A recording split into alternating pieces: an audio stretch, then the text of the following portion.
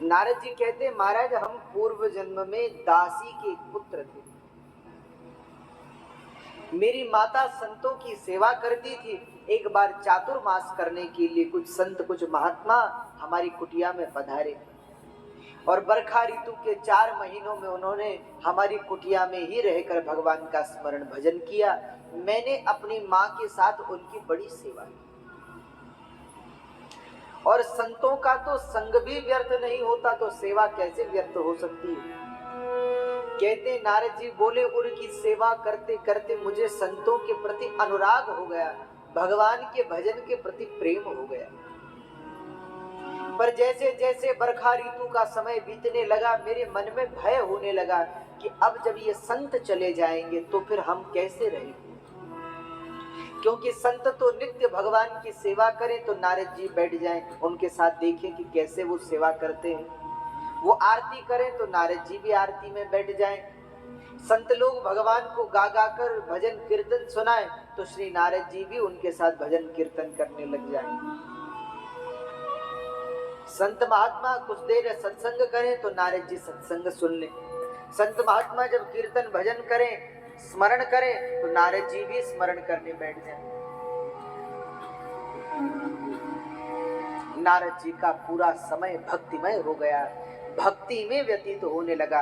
अब श्री नारद जी को भक्ति में रस आने लगा।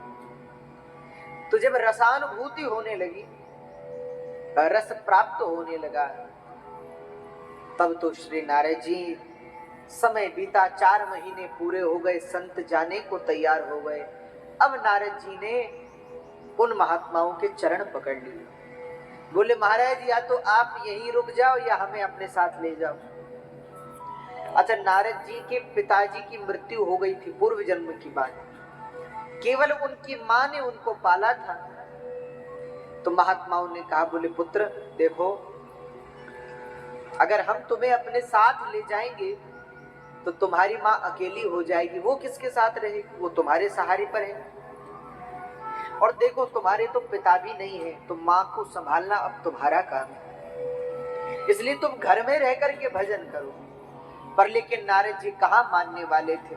नारद जी ने संतों के चरण पकड़ लिए। महाराज अब तो हमारा घर परिवार आप ही हैं, जहां आप लोग जाएंगे वहां हम जाएंगे। अब तो जब हमने कह दिया कि माता रामो मत पिता रामचंद्र, स्वामी रामो मत सखा रामचंद्र, सर्वस्वं मे रामचंद्र दयालुर, नान्यं जाने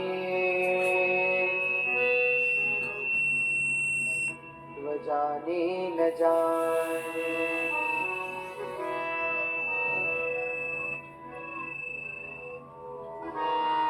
महाराज अब तो जो कुछ है आप ही हमारा परिवार है। हमने तो कह दिया माता रामो मत पिता रामचंद्र, श्री राम ही हमारे माता पिता। संतों की बात सुन करके, संतों ने नारद जी की बात सुनी, अच्छा तो बहुत लगा। पर संतों ने विचार किया, यदि इस बालक को हम अपने साथ लेकर के चल पड़े तो इसकी माँ का भगवान से विश्वास उठ जाएगा। क्यों? क्योंकि इसकी माँ सोचेंगी, इसकी माता जी, कि भैया हमने तो महात्माओं की सेवा की और बताओ हमारा एक ही पुत्र था, महात्मा उसे लेकर चले गए। तो नारद जी से कहा, बोले देखो पुत्र, जब तक तुम्हारी माता जीवित है तब तक घर में रहकर भजन करो। जिस दिन माँ की मृत्यु हो जाए उस दिन भजन करने निकल चलना। नारद जी ने कहा, पर महाराज हमारा तो प्राण ही भगवान का नाम, हम प्राण छोड़ सकते हैं पर भगवान का नाम नहीं छोड़ सकते। तो महात्माओं ने एक अच्छी युक्ति बताई, माला पकड़ा दी और एक मंत्र बता दिया, बोले इसका जाप करना, भगवान का स्मरण घर में रहकर करो। तब तो भैया नारद जी नित्य माला लेकर के बैठ जाएं और नित्य भजन करने लगे। अच्छा, माँ परेशान हो गई, प्रायः ऐसा ही होता है, घर में माता पिता परेशान हो जाते हैं। बालक 2 दिन माला पकड़ ले तो घर वालों को लगता है कि अब बालक तो हाथ से चला गया। नारद जी की माताजी बड़ी परेशान है। माँ को चिंता सताने लगी। आज जब बहुत परेशान हो गई, बार बार समझाने पे भी नारद जी नहीं मानते, नित्य भगवान का स्मरण करते हैं, तब तो माँ ने आज नारद जी से कहा, बोले पुत्र मैं कुछ दिन में तुम्हारा विवाह करा दूं।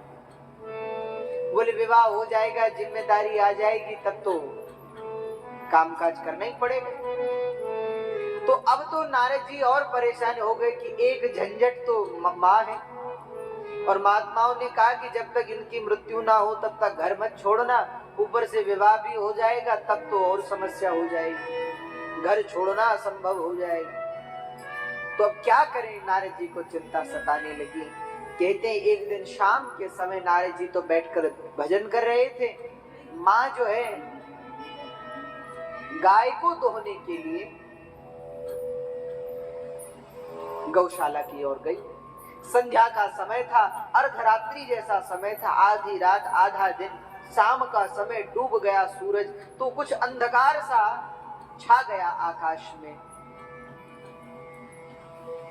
कहते हैं सर्प रास्ते में एक सांप था, तो नारद जी की माता जी ने सोचा कि कोई रस्सी होगी, ये समझकर उस पर पैर रख दिया, सांप ने तुरंत डस लिया और नारद जी की माता की मृत्यु हो गई।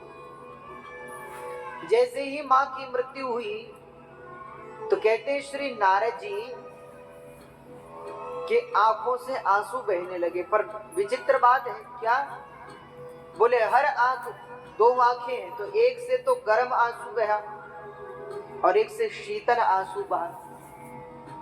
अच्छा देखो, जब हम दुखी होते हैं उस समय जो हमारी आंखों से आंसू बहता है वो गर्म होता है, और जब कभी खुशी के आंसू बहते, प्रेम में आंसू बहते, तो वो गर्म नहीं होते, वो ठंडे होते।